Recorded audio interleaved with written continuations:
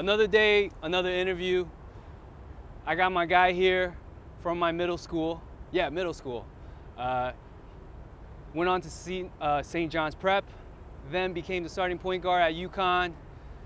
Got a ring for it, right? Mm-hmm. First point guard from New York City to win a national champ for UConn before Kimball Walker. Taliek Brown. What's up, brother? What's going on, Wu? How's everything? Everything's gravy, man. You know, want to get you on. I feel you got a breath of fresh air, and we got a great backdrop here, Queensbridge, and we got to shoot this. You know, we're both from Queens. Why not? Want to just catch up with you. You know, you've been off the radar for a while after playing in college days. So this is a great time to talk to you, and a great day too. But let's talk about how you started off your career path. We went to Halsey together, right? Great times. Great times. I just want to note that he was in my social studies class, just in the class. In the class, that's it. I'm not saying anything else. All right, who we had at our junior high school, man? Who we had in our class? Oh, in our class. We had Tony Cherry. Yeah, Tony Cherry. We had Czar. Czar. Carl Bolton. Carl Bolton. And then you. Me. Right? Yeah. That was our class of ballers, right? But you there. came out with the chip. You Uh-huh. came out with the pro career. How crazy is that? Exciting, right? It's just unbelievable. It's like a tortoise race, right? You know, it's like The whole reason I started playing because those three guys used to destroy me when I first started playing. I just started because they were my best friends. I just wanted to be down with them. So I started playing basketball, trying to learn, but they was way better than me. what grade was that? This was about, probably about like 5th grade, 6th grade. 5th grade, okay. Yeah, when we all started. Wow. But they just was so much advanced for me. They had all the skills. Tony was big, strong. Saw I had a little handle. Carl was tough, just everything I wanted to be and having my game. So I just kept working. Eventually I got to their level. And then you just Eventually I passed them. surpassed them. But there's oh, and also we have a few guys from our school, from our middle school. We have Brian Dunstan. Definitely, right? Brian Overseas Dunstan. EuroLeague Defender of the Year. Yes. Kenny Smith. Yeah, we also got Hamidou Diallo now, a newcomer. He's up in the rankings. He's coming up, building his brand. Okay, so you left Halsey, and you had a couple of schools you could go to. A lot of the guys went to Molloy. Yeah. What was your story? Why did you go to St. John's Prep? My original goal was to go to Molloy because I wanted to follow the whole Kenny Anderson saga. I wanted to be Kenny Anderson because he's just the godfather of New York City basketball, high school. So I just wanted to be like Kenny Anderson, whatever road he did, whatever was his path to get to that level, that's what I was trying to do. So my whole goal was to go to Molloy, Archbishop Molloy. Me and one of my friends, Tony Cherry, we had a package deal to go to Molloy, but at the end of it, I just backed out and went to St. John's Prep. What was so appealing about St. John's Prep? St. John's in Prep. the general thing. Okay, now St. John's Prep, I went on my little high school visit, and I just see all the girls there. I was so excited when I see all the girls. Molloy was an all-boys school, but basketball-wise, they was totally better. But St. John's Prep, academically, it was a good school. They had girls, and we had one dude there named Larry Jennings. He was like a low Division I player, and he was like a sophomore, so they said I could play varsity as a freshman. So I knew if I went there, I could get the same amount of schools that he got, the low Division I schools, because I could be at that level one day that he was at. So I knew my whole goal, my whole strategy was just to go there, ride his tailcoat, and try to steal his schools after he leaves. Basically, that was it. That was the whole goal. But once he left, I just took over and just took it to an astronomical level. You know, I had every school in the country on me. How many schools came at you? What were like the top schools besides UConn before you committed? The top schools. My top 5 was Syracuse, UConn, St. John's, I had USC because they were just around for so long. They've been around since like my freshman year. I really liked USC. Yeah. You know, I like the whole Cali vibe, but they was around so long and they was loyal to me, so I always had USC and UMass. And did you take visits to all those schools that you just told me? I took a visit to UConn. I knew where I was going. All right, but you didn't go to any of the other schools? It was over. That was it? I went to UConn, it was over. Oh, man. I was sold. It was over. I knew I knew what I was destined to do. I knew this was the school for me. Just like I made my high school decision where to go in high school, I tried to make the same decision and use the same strategies that I used in college, and it worked out. What was Jim's pitch? He comes sitting down at your house, brings you to the office. What he's telling you and your parents? Coach just told me I had a chance to start varsity. You know, that was the whole thing. I had a chance. If you come here, work your hardest, I'm gonna teach you how to be a man. I'm gonna teach you how to be a warrior. When you graduate from here, you're gonna be an adult. You know, you're gonna be a man. You're gonna be ready to attack the world when you leave the school. Basically, that's what he was saying to me. But when you were at St. John's, you know, one of the top guards in the city, obviously every kid who's a senior going into college, they feel Hollywood, right? They go in, they get on campus, workouts, start of the season, Division I athlete. What happens? Like, tell me about some of his workouts, man. It's just like, once you get there, you just get a whole real realistic of reality, you know? Yeah. It's just working hard every day, just being on time, taking care of your responsibilities, getting up, working. My first day I got there was a guy named Marcus Cox there. He just destroyed me when I got there, like literally destroyed me. I beat him out the spot and he ended up transferring, but he destroyed me. What grade was he in? Was he a sophomore? He was a sophomore going to be a junior, and I was coming as a freshman. Okay. So they said I had a chance to start, so I was going there thinking it was just all me. But he was there, and he felt it was his position as well. He'd been there waiting his time, and it was time for him to start. Yeah. But the first day, he just destroyed me. I didn't know what to do. I really didn't have no answers for him. Really, I was like, I'll just come off the bench. But I just kept working. Coach just stuck with me.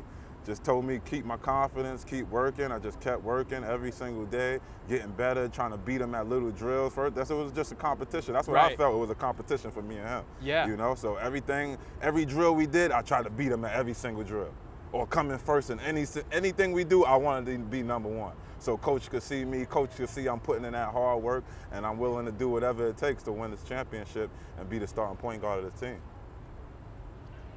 Throughout that 4 years, you got a lot of memories. Obviously, the apex would be that championship. It was a crazy year. Yeah.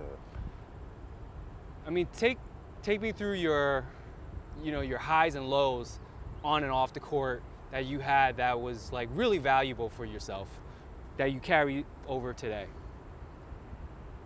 My highs and lows is just far as just never giving up, probably, I gotta say. Because when I first came in as a freshman, I was young, my IQ wasn't always there, my jump shot wasn't on point, so a lot of people criticized me. But I knew I just had to keep working. I knew I was out there, God put me in this position for a reason, and I just got to perform when it's my time to perform. And I just kept working, and at the end of the goal, at my senior year, we finally got a championship. And I proved all the doubters wrong. But everybody was riding me. Everybody, the whole state of Connecticut was riding me. I felt like it was just me playing, like it was just a 1 against 5 team, because it felt like everybody was on me. But I was the head of the program, you know. Right. I controlled everything. I was the leader. I had to organize everybody. I was the second coach. I was the coach on the floor. So I had to put everybody in positions, feed everybody, run the team, and then get mine as well. So it was just difficult getting all that as a young kid, you know. And then once I got older, fourth year, boom. Fourth year, finally hit. Everything hit me. It was just like riding a bike. Then everything finally paid off. Who did you learn from the most, as far as your teammates? As far as my teammates? Yeah. Caron Butler, because he had that no holds barred mentality, you know. He'd been through a lot. He was locked up when he was in high school. So when he came to college, it was just like he was just focused on one thing. and that was getting to the NBA. That's it. Like his whole focus, his mentality, he got up every day, worked hard, did what he had to do, come home, work out again. Same thing, Ben Gordon, same thing as Emeka Okafor. Their work ethic was just so incredible at an astronomical level. So you thought when you came in, you were like, all right, I'm working, right? I work hard. Yeah. And then they start going like, you feel like you're going 90. Then you see them going 150. Yeah. When did it start clicking in for you? Like, I got to start going 150 with these guys. Probably like the second day when I first got there, second day of practice. After I got beat out by Marcus Cox that first day, I knew I had to do something different. I had to rechange my game plan. Yeah. I had to think about other things. Like I had to do things to be on top and just to be that number one and stand out, you know? And he doesn't really give, like, he doesn't guarantee you a spot every single year. So you still have to compete all your years throughout. Yeah, every single year I had to compete. Once I beat him, Marcus Williams came in. Now Marcus Williams is my backup. So now I'm competing just to beat out Marcus Williams now. It was so tough, like, but I had to deal with it, you know? So Marcus was there.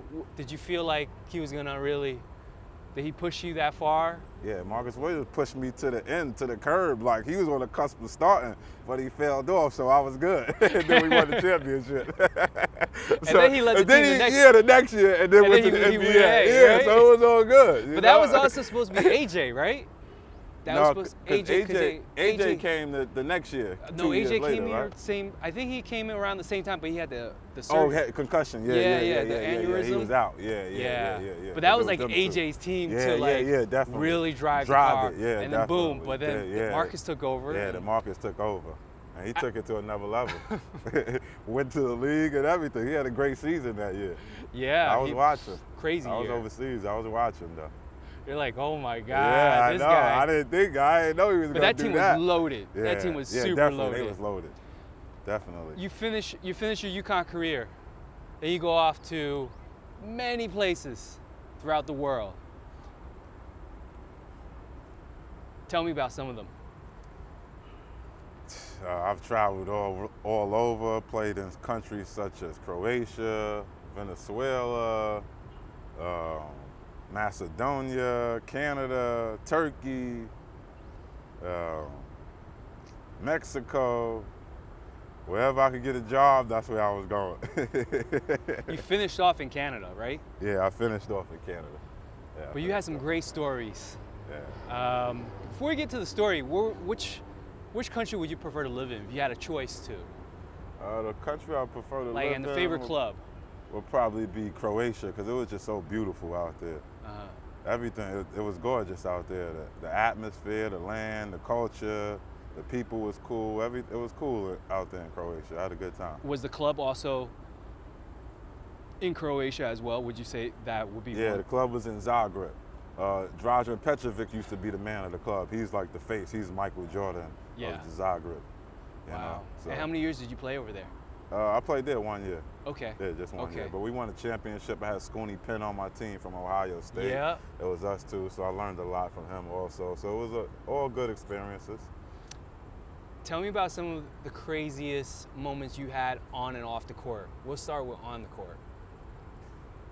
In college or just overseas? Or? Overseas. Well, you can start with college if you want. College, I gotta say my big shot at Madison Square Garden. Yeah.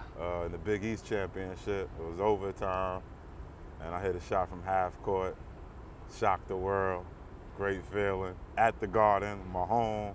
The next day, I'm on the back of the Daily News. Yeah. So it was a great feeling. What about in the pros? Pros, I have to say, Venezuela. I was having an incredible year in Venezuela this 1 year, and I was averaging about 26 points a game, 8 assists. I was just dominating, having a great year. And this particular game, I was just having a bad game. I was missing every single shot I threw up. So the fans was just on me. They was just telling me to go home. Se fue Nueva York. That's Spanish, you know, they speaking to me in Spanish. Se fue Nueva York, go home. Get out of here, vámonos, vámonos.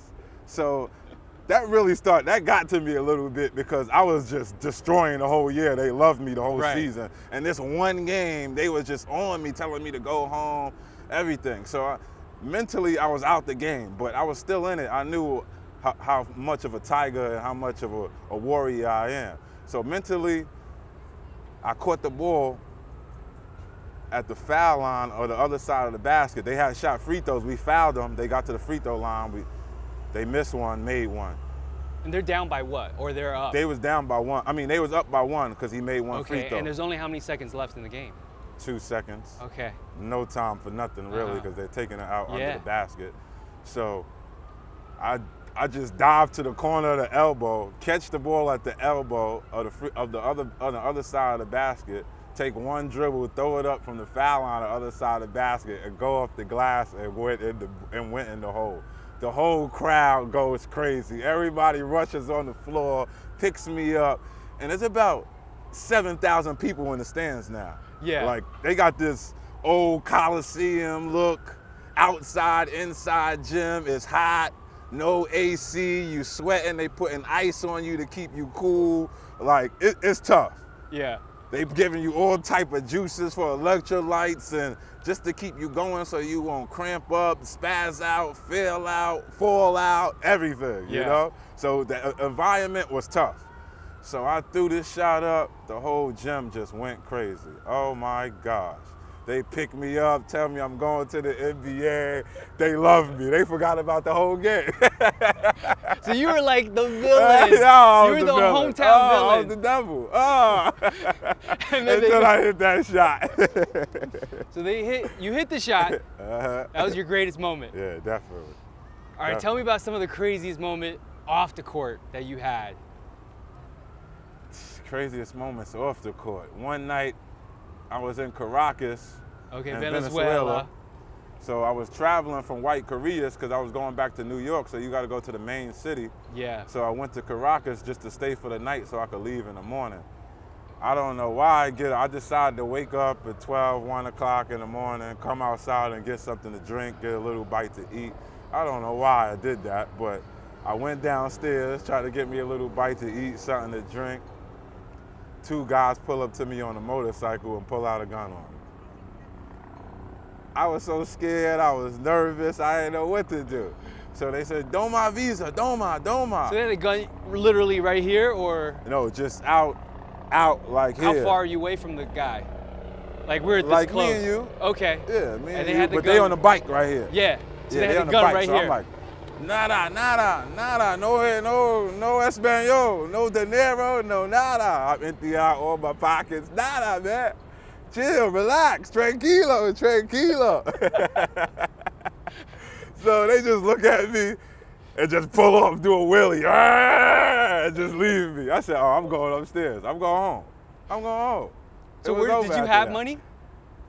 Yeah, I have money in my sneaker. Okay, so under my sole. So the rule is always put your money under your sole of your sneaker. Don't tell nobody my hot spot. Now. That's the hot spot now.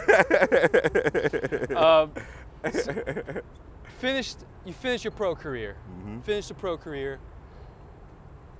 What have you been doing now?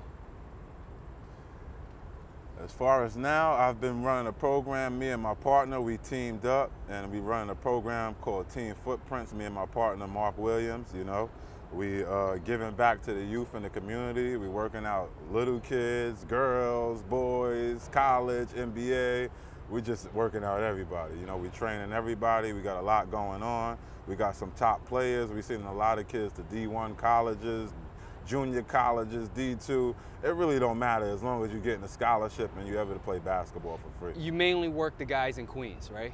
Yeah, mainly all the guys in Queens. But throughout all New York City, we travel, we go everywhere. We work out a couple of UConn guys. So we're in a little mix of everything right now, and we just continue to grow. Who are some of the guys that you worked with that were like, maybe, you know, but now they're like, hey, they're pretty good? Yeah, I gotta say this kid named Jermaine Bishop, we've been working with him since he was like 8th grade. Yeah. And he's at St. Louis now. He's a freshman at St. Louis. He had a great season this year, so hopefully he come back next year with the same thing, same intensity, and keep working hard. We have, we worked with this kid named Hamadou Diallo. We knew him since he was a little kid, and he's just took off this summer. You know, he just had a great summer. He's been in the USA game. Yep. He's played in all the Adidas events, EYBL. He's just been taking off. He had a great summer this year. And they're all, mainly the guys that you guys work out with are all located in Queens. You guys are more of a Queens base, right? Yeah, definitely. So where can people find you guys? You can check the website, www.teamfootprints.com. We could download the app on your phone, Team Footprints with a Z at the end. And we also got the Groupon. You can check on Groupon, look up Team Footprints. We on there also. With a Z. We're on there also. So we're everywhere. You know, it's easy to get in contact with us. Do you see this as long-term? You know, training is part of your huge endeavor and passion? Yes, definitely, because I just love skill development. So even if I'm just training little kids, or if I'm at a college, or if I'm in the NBA, I just love skill development. I love seeing the growth in players, because I always worked hard and I know what it takes to get to that level, that high level you got to be at. So I just love seeing that process. What are some of the things you guys do with these young kids when you get them in for a workout? Give me a little basic rundown. First, we probably get into a couple stretches, you know, get them through a little cardio, get their blood flowing. Then we get into a little ball handling. We try to cover every topic, get into a little ball handling. Then start to get shots off the dribble, then catch and shoots. You know, if you were big, we throw you in the block, got you doing big man work. So guards, we doing pick and roll. We just trying to teach the game at a high level so you could be ready for it. You've been around the block, obviously. You played in big spotlights, but back then, at that time, there was no internet, and that furiously, like that type of media or medium to give all these guys exposure. What do you think of the guys today versus the guys, like your guys, like Cook, Barrett, you, going against some of these top guys in New York City? You eat them up? I think. Or are you guys on the same level? I think our era, we was just a little more tougher than these guys, you know, and our IQ was a little better. But we was like mentally, physically, we was like grown men already, living in high school, you know what I mean? Yeah. Already we was at that level or thinking to that level. Nowadays, they're probably they're a lot more athletic than us, but their IQ is not there and they don't work as hard as us. I don't see the passion like when we was putting in coming up as young kids. Do you feel like they got they're getting too much exposure, too much of, you know, that spotlight on them, the highlight videos, the Twitter followers, Instagram followers, Snapchat, college coaches calling? Do you feel like that has maybe, you know, No, I love the new era because for players that people don't know about, it gets you out there. Yeah. But when your name get out there, you got to be able to perform every single night, you know, because every time everybody's going to be watching. You don't never know who's watching you, so you have to perform at the maximum level every single game. You done put that out, you done put the exposure out, you put all the YouTubes, the videos out. Now, everybody knows who you are. So once you hit that gym and lace up your sneakers, everybody's going at your head, everybody trying to take you out because you got the video now, you know? You're the man now. That's what it is now. So you got to put that work in. Do you feel, I see it right now. Some of these guys don't have that consistent game, like going after it all the time. All the time. But I mean, that's youth. It'll take a few times, you know, a few years down the road, then start clicking away. What do you think of current New York State basketball? What do you feel of the pulse? Are we going up? Are we on an uptick? Are we going horizontal? I feel like we're coming up now. You know, I think we got a lot of young talent out here. Like the young kids is really, I think that's what I'm really waiting for, that spurt in the future. Waiting for these young kids to grow and see how they pan out, because we got a lot of young talent out here. As far as the talent now, as high school, it's so-so, you know. We got a lot of work, but we just got to keep growing and keep getting better, you know. Is it more, I mean, because Jersey's just always hot. Yeah. And I'm always like, I mean, it could happen in New York, but why doesn't it happen enough?